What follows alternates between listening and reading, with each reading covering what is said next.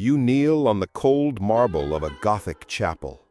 The weight of your chainmail presses against your shoulders, but what really weighs you down is the gold you carry in the coffers of your temple and in the greedy eyes of those who pretend to pray beside you. Being a wealthy Templar is, to the outsider, a divine blessing. You ride through the cities with the red coat of arms emblazoned on your chest, the crowds part your path, the people kiss your ring, kings kneel for loans. But every coin gleams like a sharp blade, ready to slit your throat when no one is looking. At first, you believe it's all honor and faith. In the name of the cross, he swears to protect pilgrims, accumulate treasures for Jerusalem, and guard secrets no army dares to steal. But he soon discovers that the gold he protects also imprisons you. And the more your fortune grows, the closer you come to seeing your guts burn at an inquisitional stake. Inside the temple hall, torches flicker.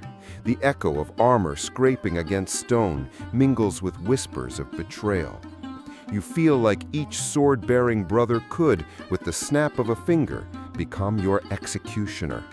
The problem is, you might also be the next to betray if you want to live another week. In the tavern, everyone speaks in hushed tones when a Templar enters.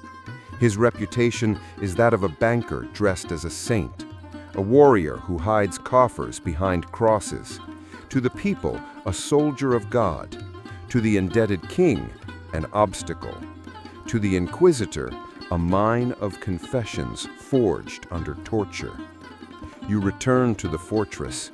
You close the solid wooden gates, build higher walls, hide keys, bury chests of silver. But the real danger isn't outside. It whispers within the walls. A rumor, a pointed finger, an anonymous tip. All it takes is to turn an untouchable knight into a condemned heretic. The armor that protects you from blades can't hold fire. You think of this when you dream of flames licking parchment, coins melting, black crosses turning to coal. A nightmare that's not so far from reality, because the king needs money, the church needs enemies, and the wealthy Templar is both. In the freezing dawn, you wake to fists pounding on wood. They call to you in the name of the crown. They open chests, rummage through scrolls, count coins as if counting severed heads. You kneel again, but this time it's not to pray, it's to beg for mercy. The answer is the heavy silence of iron boots. They lead you away, tied up, still in chainmail, like a living trophy. The people watch, not daring to look you in the eye. Some spit, others make the sign of the cross. You, inwardly, laugh silently. It's not the devil who will devour you. It's the gold you hoarded under holy oaths. The cell is damp, smelly, and full of cockroaches. On the wall, nail marks scratch the stone. A Templar brother was here before you. He didn't last. The bonfire is too expensive a spectacle to waste. First, they need to squeeze you, extract names, secret safes, passwords, invented traitors. You bite your tongue to keep from screaming, but the torture is patient. It will be ripped away piece by piece, nail by nail, promise by promise. Your faith, once so solid, shatters like burning parchment. God doesn't hear screams muffled by leather sacks and red-hot irons. In the courtyard, they raise the wooden plank of your sentence. The people come to watch. To them, you are living proof that sin hides even beneath red crosses.